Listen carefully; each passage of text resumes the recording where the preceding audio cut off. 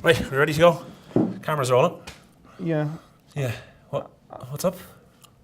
I just don't know about the message. You don't know about the message? Yeah. I mean, the same. It's from day one, Danny. You know the message. Edgy. Edgy. Edge of the industry. Edgy. Yeah, I know, but we're doing it ourselves, you know? It has to be artistic. Yeah, it's been artistic from day one, you know? They're out there, they're making art, they're making space. You've seen Meeting House Square. Like, I've seen it, so, I know. You know, it's DIY, it's built for backlash. I know, okay. But it'll be empowering. I'll definitely be empowered by this. Danny, it's Community of Independence Season 4. Yeah. We're not so innocent anymore. Okay, all right. Okay, let's do it. Yeah, thanks. Go get him, champ. Okay. Roll it there, Roisin.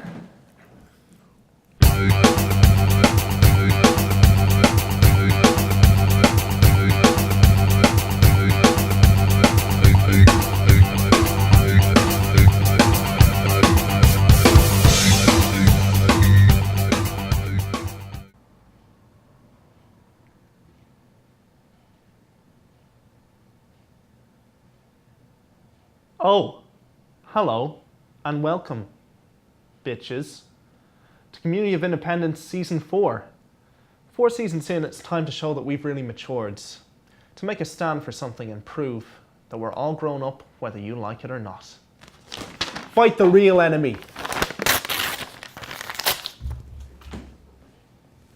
Coming up on tonight's show, we're going to have music and chat in the studio from Checkerboard. Siobhan Kane will be here to talk about Young Hearts Run Free.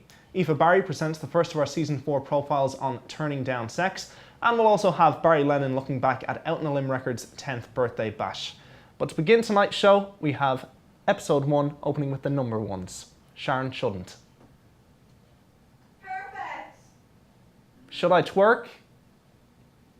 I should probably twerk now.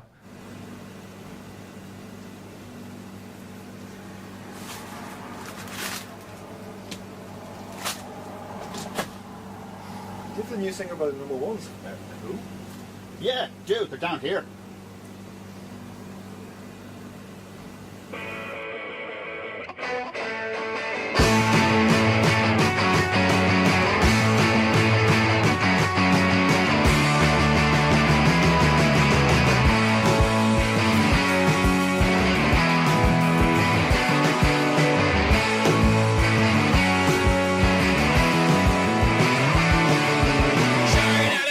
She's fine today, and every time you come around,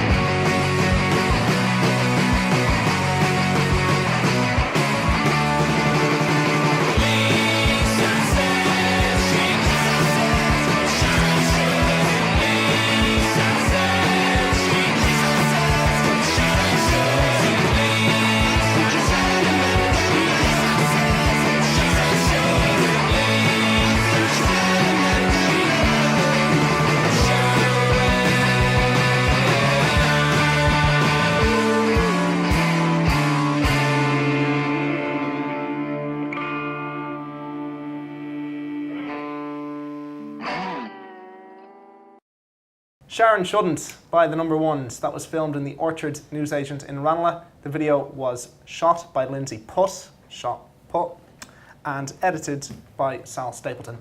And more importantly, I am joined by our first guest of season 4, Siobhan Kane on Young Hearts Run Free. Siobhan, can you tell us what is Young Hearts Run Free?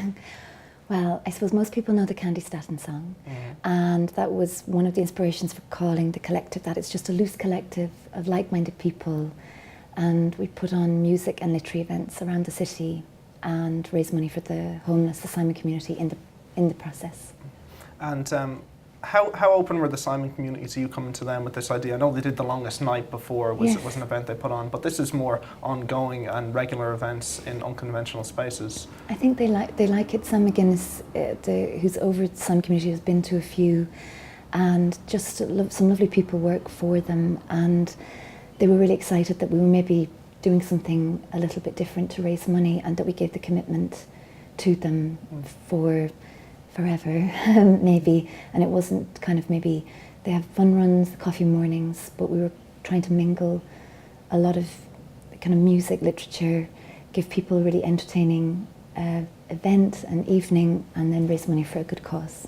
And was this your first attempt at putting on events? I mean, previously had you done things around, being involved with music and being involved with music journalism? I helped people put on little bits and bobs of events, and I really enjoyed it, and I did a little bit of that, and also friends would always say that I was good at getting people together. I always have like my annual John Peel dinner and things like that. I'm always just getting people into far-flung spaces anyway in my personal life, so I think maybe it wasn't that big a step in some ways. I just roped in a lot of really great friends to help me make it happen. And since 2008 it's progressed and progressed. And tell us about some of the events you've put on so far. Yeah, I suppose one of the things I wanted was to help people, if possible, reappreciate the lovely city that we're in. And we had the first one we ever did was the Joy Gallery, which is just near the gate. And now there's Hello Operator, which is just further up from there, which is also a great space. But the Joy Gallery was the first one. It was really special. It was a real tumble down, atmospheric little place, and that word of mouth that sold out, and I was so humbled by it that then it kind of inspired me to keep going. And then later we had D-Light Studios, which is an old mechanics at the Five Lamps on North Great Clarence Street, and that's beautiful. We had a basement space in an office block, Clarendon Street, that was full of a tunnel and these very odd little rooms off the tunnel. And last year we were in Howth on a hillside with Lisa O'Neill for our Bloomsday walk in conjunction with Kate Bush News, the lovely Sean Toomey who runs that. Loads of little places. I'm often on my bicycle kind of cycling around the city looking for places that look quite dodgy, and then I think, who owns that place? And then I'll maybe zip them off an email or ring them, and there's so many great places in Can it be quite challenging, or are people generally quite open if you do a lot of the legwork? If you say, okay, well look, I'm going to get people into this place, yes, they'd usually say, sure, let's try and do it. It can be. It's evolving, I suppose, relationship with the people. Like for the Co-op, for example, I suppose we were with one of the only music events they've had there, and it was, I'm a member of the Co-op, and I kind of would go in and get some of my messages, my food shopping and such, and they like to know what you're about, and they really would be supportive of Simon, but they have to kind of get to know you and get to trust you, and I understand that completely, because you're going into their, it's not something they usually use it for food market and things like that.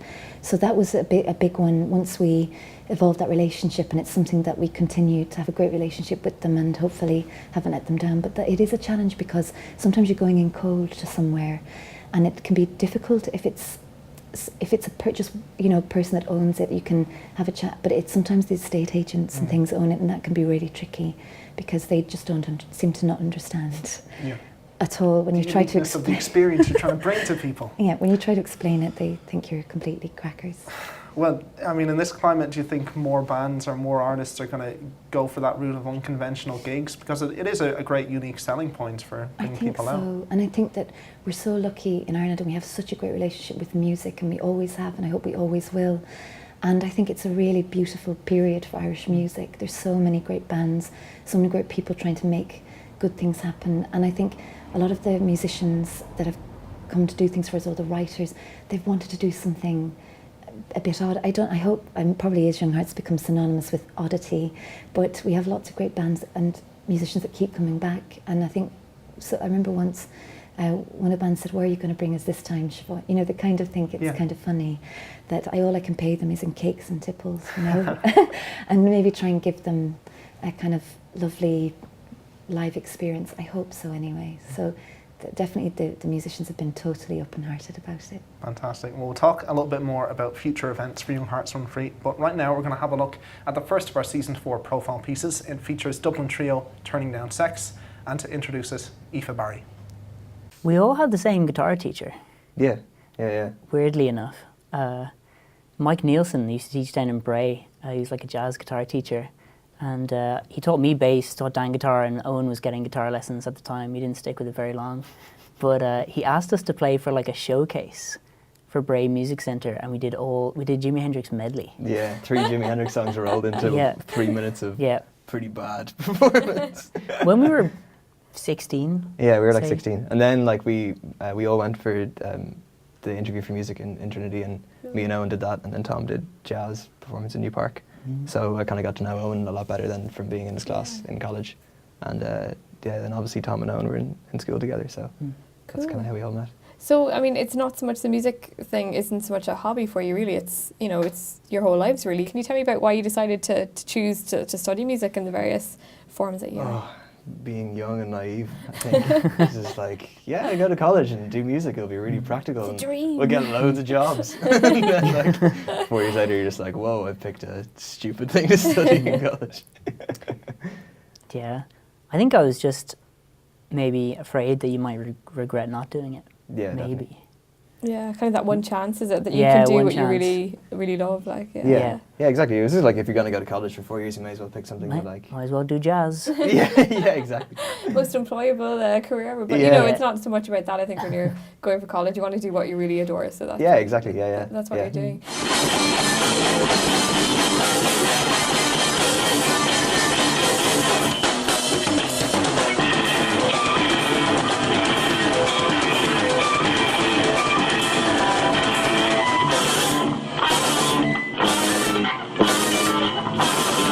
And does that kind of thing feed into the Mutant Debs, which is what you kind of a project that you've done, an event that you've done over the last little while? I suppose first of all, can you tell people what that is, and then does the kind of the college background, the university stuff, feed into that in any way? Yeah, we wrote like this.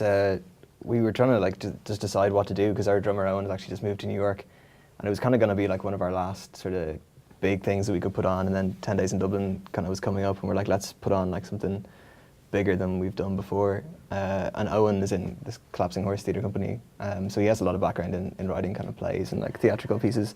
And I think we just kind of decided to do like a weird sort of mix of music and live theatre and performance, and it kind of gives the music a bit more context, I think, when it's like in a sort of it's kind of like a murder mystery type thing, I guess. It's set in the future, post-apocalyptic future. Yeah, where everyone's a mutant, and you're all invited to this kind of like your graduation at the Debs or whatever.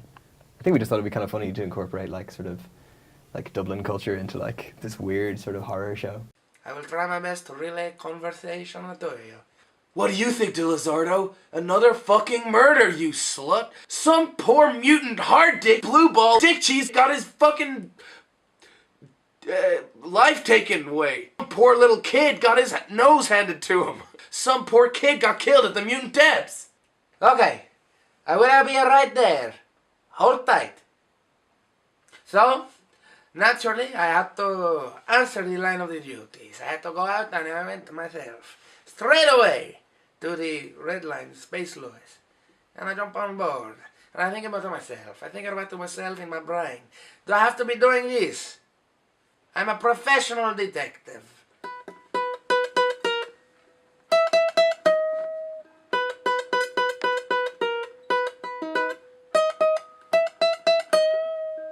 It is a hard one.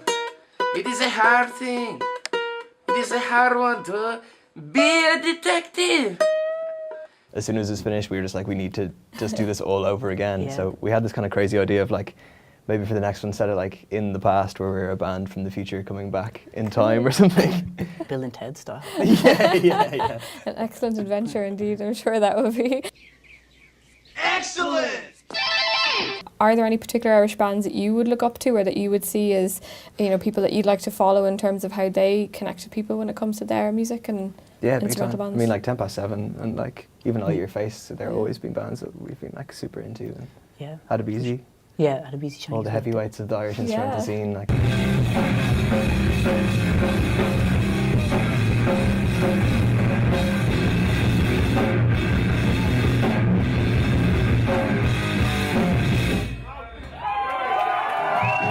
Dan and Tom, thanks so much for chatting Thank to you. us on Community Cheers. Independence. Cheers. Thanks Thank very you. much. Best of luck with the release. Thanks. And now let's go to Danny in studio.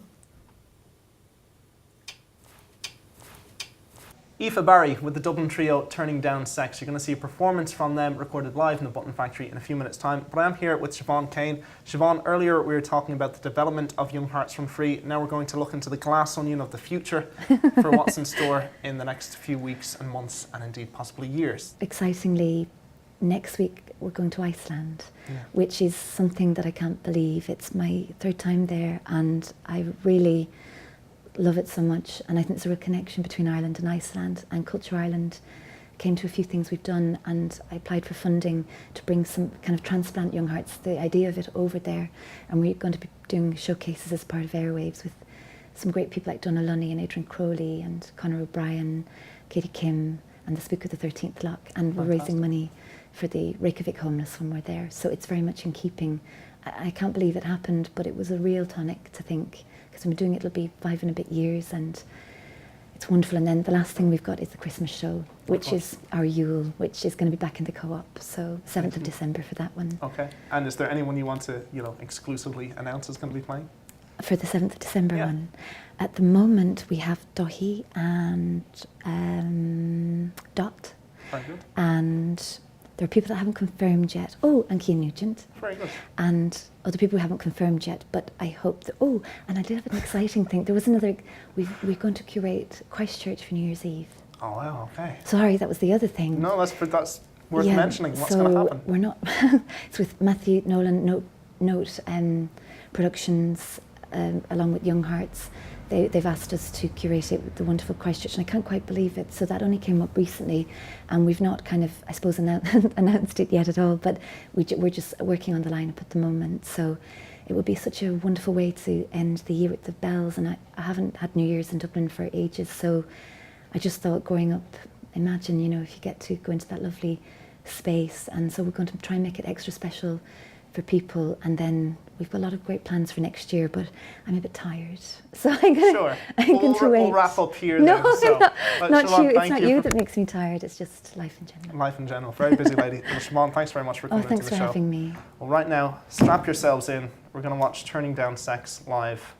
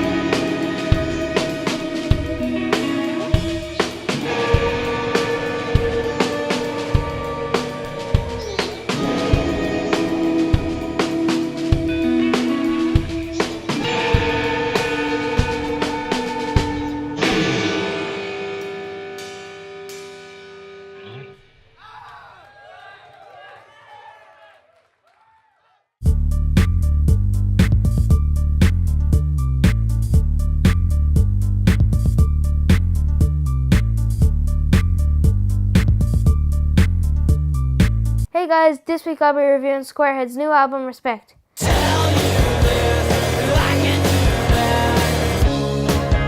Some of the songs I found really good, mad and crazy and loud, and some other songs were soft, slow and calm, and they made me want to go to sleep, but in a good way.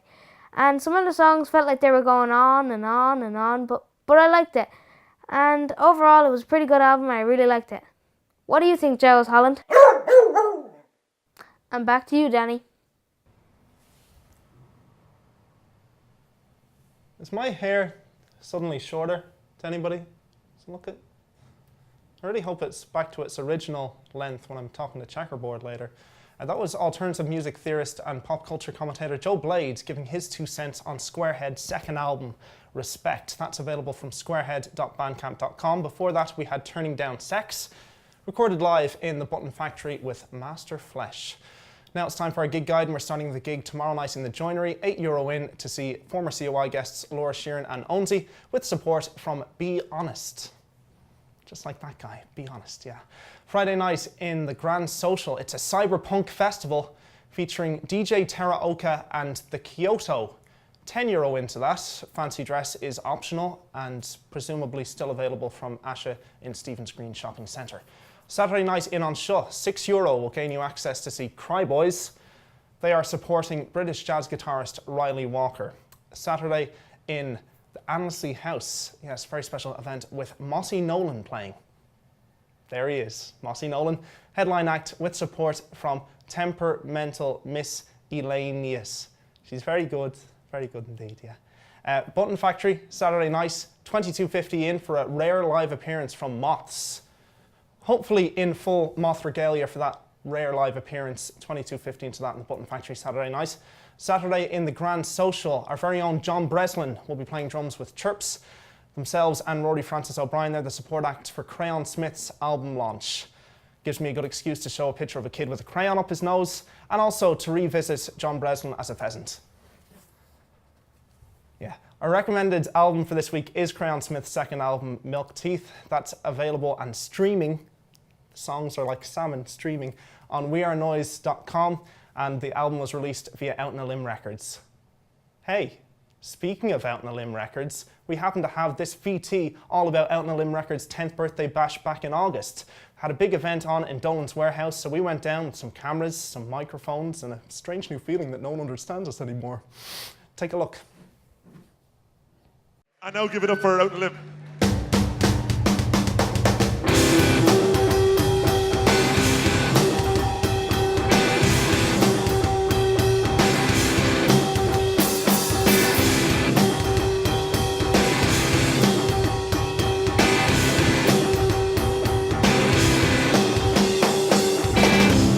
I live on the outskirts, and I think the radio. There's nothing we have. I took the air.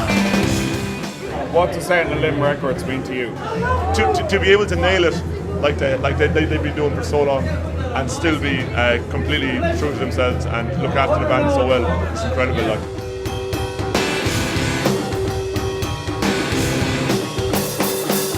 What does Out on a Limb Records mean to you? Something worth coming down to Limerick for, and Limerick needs to know how good it is. I just think that Limerick people don't realise it, and half the people that are here tonight, most of the people that are here are from Limerick and they don't live here. They have to kind of re-colonise Limerick.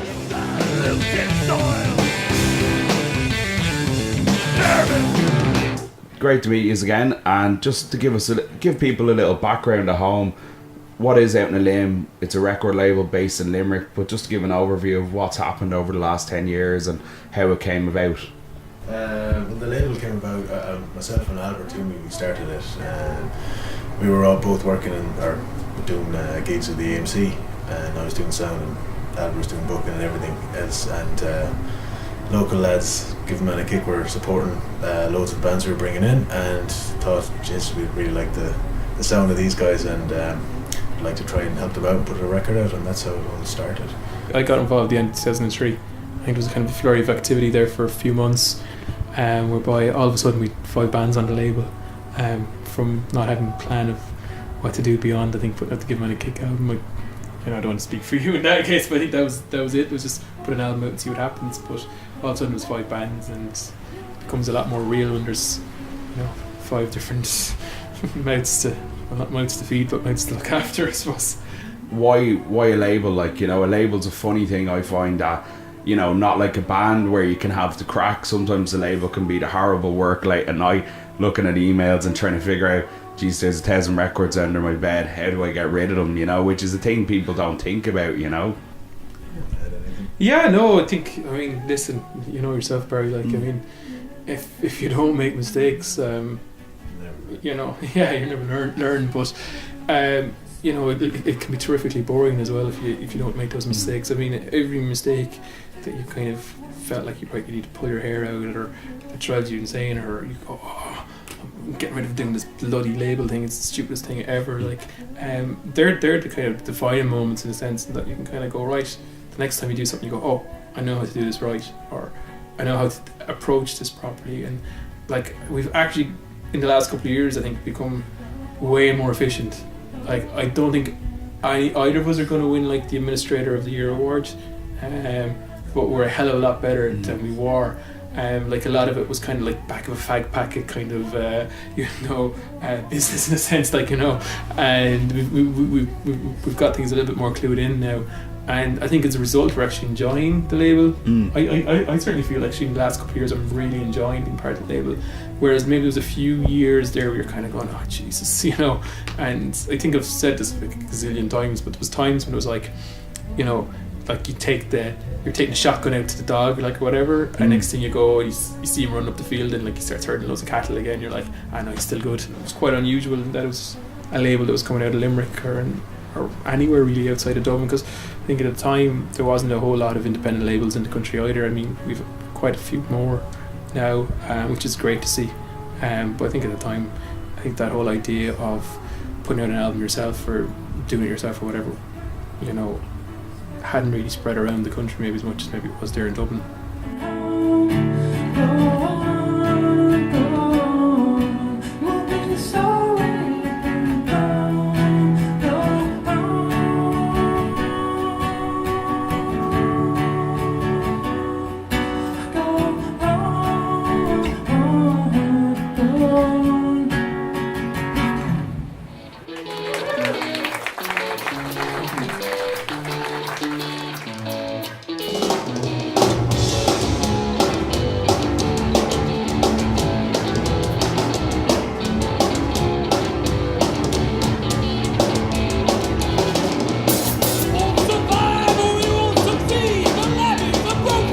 What does Elverum Records mean to you?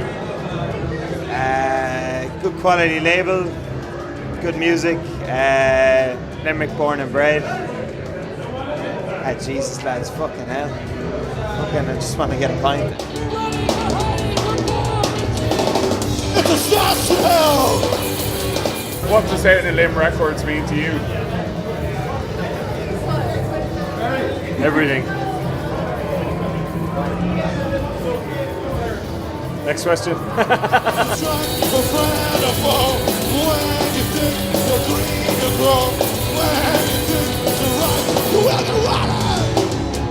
So what does Elverum Records mean to you? I don't know what it means, but it's just someone who's going to put out your music for you with no hassle. There's no make your money, or they're willing to back you and get your distribution done.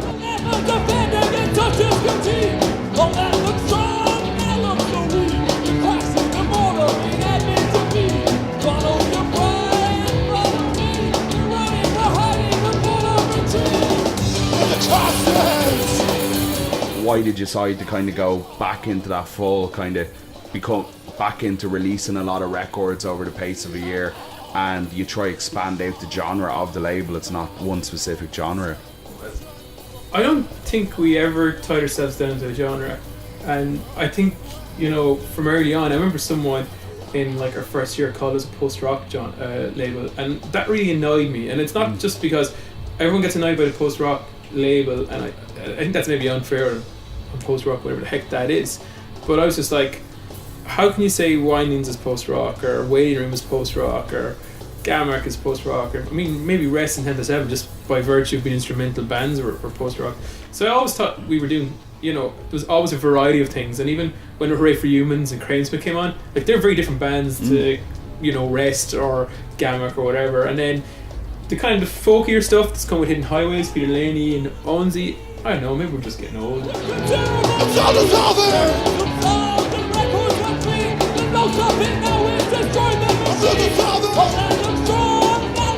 I don't know, I mean, like we've always said, like it's just got to be something both of us like, and simple as, like there's a lot of stuff that Richard likes that I don't like, and there's a hell of a lot of stuff that I like that he probably doesn't like, you know. And I mean, Jesus, if we exactly similar tastes, that'd be a bit, I don't know, boring as well. Like, so I mean, it's finding something that's a common ground for both of us, and people we can work with, people whose attitude is right. You know, I think Ellery Day particularly put a lot of emphasis on how good they were live, and that's still important, but it's not, to me, it's not the be all and end all. It's you know, at the end of the day, it's got to be someone you believe. You know, that sounds very corny. You believe in, you want to work with, and that you feel like, I don't mind if it's pissing rain on a November night driving up to Galway to see these guys play to 15 people, and I mean that's the kind of litmus test. If you yourself, I don't mind doing that, alright, that to me is okay, and that's not something I'm going to be moaning and groaning about, then yeah, grand. But if it's something you're going to go, oh, that's a real fucking pain in the balls, like, then I don't know, don't do a label. Like. Yeah. It was an honour, lads. Thank you very much for the interview. Thanks for coming down. Cheers, thanks, lads.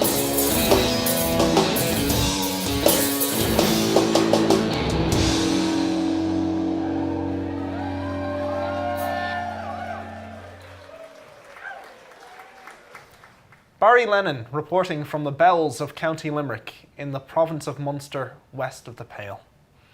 I am joined by a man who was born John Christopher Lambert. He's musically known as Checkerboard. Thanks very much for coming into the show, John. Thanks for having me. Let me ask you first off, there's a lot of things I want to ask you about, but I'm going to start with the most recent album, The Unfolding. That was put together with the Fundit Project. What was your experience of that? Yeah, it was great. I had a friend who was the album was kind of written, and I had some demos ready to go with, and it was kind of just on pause, kind of stuck. So, as a friend of mine who runs a record label, he just kind of put it to me. He was like, "Look, you should do this." You know, he said, I think he said, "Yeah, we were out for a drink once," and he said, "If you don't come up with a good reason for not doing a fundraising campaign in 1 minute, you're doing it." And I said, "Okay, fair enough." And I thought hard, couldn't think of one, so. The rest was history, but yeah, it was tough to kind of, you know, go out there and start hassling people and sort of trying to pull in all the favours I could get, but it was worth it in the end. Got enough of the budget to do the album the way I wanted to, with the right people and stuff. So yeah, I really enjoy. I definitely recommend it to anybody as a good route to go if your project's kind of stuck in a kite stuck in a tree, if you like. Yeah. You know. In that respect, like having the funding then and knowing that people were waiting for this album, did it give you a kind of stress of purpose? Actually, yeah, more just kind of, it's really pleasant to know that there's that confidence in your work, that people want to actually fund it. And it was a real pleasure to actually, well, it wasn't a pleasure to how long it took. It was meant to be done about 1.5 years ago, actually. Right. But there's that tendency to try to promise, you know, too quickly. So I was like, I'll have it done in a few months. But working with other people for the first time, I hadn't really accounted for other people's schedules and stuff like that. With that, like with the Fundit project, you did do little incentives for people, obviously using a little bit of your background in graphic design and designing kind of special versions of the outlook of the album. Yeah. Well, for the last album, I like doing montages, and I went to art college. I've always been a drawer and a maker of bits and bobs and things. So for the last album, I did a lot of montages, using most of the montages are made over old record sleeves, and sort of I'd kind of trawl for interesting little bits and pieces, details from old postcards and war medals. It's more of an aesthetic really that I'm just drawn to. Certain things have a certain quality that are interesting, and you meld them together, and it sort of creates a surreal atmosphere. So I did a body of work for the last album, so I decided to use those as kind of rewards. That's what they call them in Funded, yeah, to raise the money for this. So, yeah. And in terms of the music itself, you've been known for using found sounds, going out with a dictaphone and recording everyday atmosphere. How does that inspire your music? Yeah, well, actually, it's funny. I was telling a friend recently that it kind of came about in a funny way, more as a byproduct of. I've never been that great with software and hardware and the real sort of mastering of that world, you know. Right, so side, trying to find those particular sounds that have a certain quality, and through frustration you just try and create them with tape recorders and dictaphones and stuff that's there, and then over time you sort of grow more drawn to those sounds anyway, because they have a sort of a unique quality, and then I suppose as you start listening to other artists that specialise in that, like, and then suddenly you find yourself disinterested in the other way, and it starts to colour the whole sound of everything. So yeah, I think it's just something I fell in love with, really, as a process. And is it a kind of colouring on existing music, or would you find that if you go out and you record something, it inspires you to write based upon that? Actually, it works both ways. Sometimes I got a tape off a friend once which was a dictaphone tape recording of samples from Japan. She'd been over to temples and all sorts of different places, and you could hear bells gonging and stuff. And I took the samples from that and made it. Some of the dictaphone samples had there's little notes in everything, you know, there's little sort of timbres and vibrations, so it almost was suggesting a melody. So once you start to play over that, it starts to sort of take on a life of its own and grow. But then other times you'd pick a tempo for a song, and you could fit the particular interesting percussion behind it and underneath it, you know, so yeah, it's interchangeable. Yeah. And let me ask you about the most recent album is called The Unfolding, and that was partly inspired by taking on meditation for the first time. Well, yeah, that's one aspect of things, I suppose. I got into meditation about 2 years ago, and I just really loved it. It's quite a revelation when if you find if you can develop a practice that actually works for you, it can be an amazing thing. Aside from all the, I often find it quite dull when it's kind of framed in the as a stress reducer and you know, something to do with your health and blah blah blah blah blah. In terms of pure adventure, the actual experience of internal hang gliding is really amazing. It's just, you know, you sort of get to this point where you find yourself just drifting into these amazing abstract realms, and it's so for, you know, if you go back to, say, listening to The Doors for the first time when you're 15, 16, you could suddenly realise, oh my God, there's a link here, totally, you know. Yeah. So it's actually kind of really psychedelic in a weird way, but you know. So you might see some wah guitars possibly in the next album. Maybe. Who knows? Well, okay. Yeah. And for yourself, you've played a lot of gigs in some unconventional spaces. Obviously, we're talking to Siobhan Kane about that aspect of things earlier.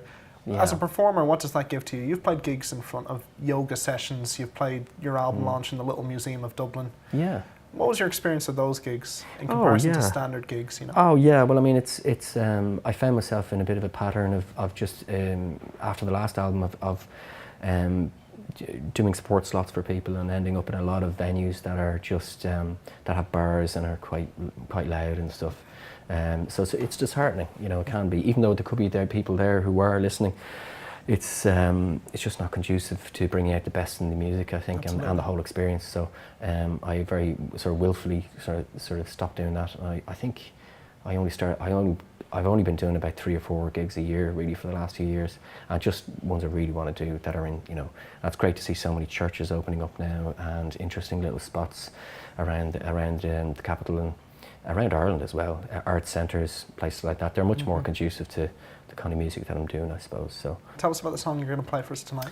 Yeah, it's called Today is Beautiful, We Have Things to Do, which has a bit of a story behind it. It was actually something a friend of mine said one day, and we just stopped and discussed the sentence. Thought it was really powerful on its own as a kind of almost like a philosophy or something. And it was nice, the word "we" is in there. It's a communal thing, and about trying to live in the present. It's certainly a hard thing to do, but you know, something to aim for. You know, if you, in a way, I suppose. So, yeah. So I got permission to use it as a title. So she was okay with that. Cool. Do you want to play for it? Yep. All right. Okay. Here's Checkerboard on Community of Independence, Season 4, Episode 1. He's grabbing his guitar, a mic pack is sliding along the floor. Yeah. And now we're going to enjoy from his most recent album, The Unfolding. Today is beautiful. We have things to do.